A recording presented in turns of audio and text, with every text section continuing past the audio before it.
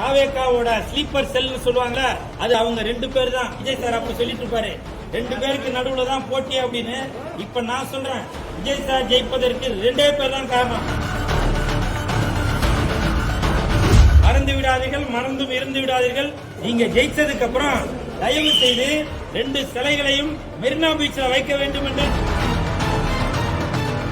Vijay sir, நீங்க ஜெயிப்பதற்கு காரணமாக இருப்பது உங்களுடைய ரசிகர்கள் இல்ல, உங்களுடைய தொண்டர்கள் இல்ல, லெஜெண்டோட ரசிகர் மன்றத்தை சேர்ந்தவங்க இல்ல, பொதுமக்கள் இல்ல. நீங்க ஜெயிப்பதற்கான காரணம் 2 பேர் தான். ஒன்னு ஜூலி, இன்னொன்னு சாட்டை துரைமுருகன். நிறுத்து, இது சிரிக்க வேண்டிய விஷயம் இல்ல, சிந்திக்கணும். ஏன்னா உங்களுக்காக அயராது பாடுபட்டவங்க தான் அந்த ஜூலி அவர்களும் சாட்டை துரைமுருகன் அவர்களும்.